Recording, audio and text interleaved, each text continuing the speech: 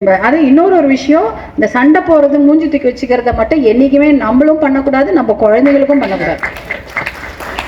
Husband and ஒய்ஃப்குள்ள வந்தாலும் சரி, அப்பா அம்மாக்குள்ள வந்தாலும் சரி, அப்பா பசங்களுக்குள்ள இருந்தாலும் இந்த சண்டையா இருந்தால் அண்ணியே முடிச்சிடணும். இந்த மூஞ்சை தூக்கி வச்சுட்டு பேசாம இருக்கிறது பாருங்க, அந்த கோபம் இருக்கு பாருங்க, அது வந்து பசங்களுக்கும் பெரிய தலைவலி, குழந்தைங்க அவங்க லைஃப்ல அது பாதிக்கும்.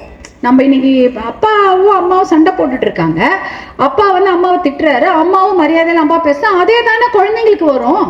நம்ம வீட்டில் எப்படி இருக்கிறோமோ அதுதானே பசங்களுக்கும் வரும். அப்போ அதுங்களும் அதே மாதிரி தான் மரியாதை எல்லாமே வெளியில் பேசுவாங்க, அவங்களுடைய கல்யாணம் ஆகி போகிற இடத்துலையும் பேசுவாங்க. அப்போ வந்து பிரச்சனைகள் வந்துட்டு இருக்கும். அதனால அதை முதல்ல அந்த மூஞ்சி தூக்கி வச்சுக்கிறது இருக்கக்கூடாது. அன்னைக்கே சண்டை போட்டு அன்னோடய முடிச்சிடுங்க. யார்கிட்ட சண்டை போடுறோம்? நம்ம ஓன் குழந்தைங்கிட்ட, நம்ம வயிற்றுல பிறந்தது கிட்ட நம்ம சண்டை போட்டு என்ன பண்ண போகிறோம்? அடுத்த நிமிஷமே நம்ம ஏதாவது பிரச்சனை, நம்ம திட்டுவோம் தான், நமக்கு எல்லா உரிமையும் இருக்குது நம்ம குழந்தைங்களை திட்டுறதுக்கு, நல்லது சொல்கிறதுக்கு. திட்டா அடுத்த நிமிஷம் போய் சாப்பிட வரியா நம்ம கூப்பிடணும், அடுத்த நிமிஷம் அதுங்களா வரமான்னு எழுந்து வரணும். மூஞ்ச தூக்கி வச்சுக்கிறத மட்டும் என்னைக்கும் அலோவ் பண்ணாதுன்னு குழந்தையிலேருந்தே.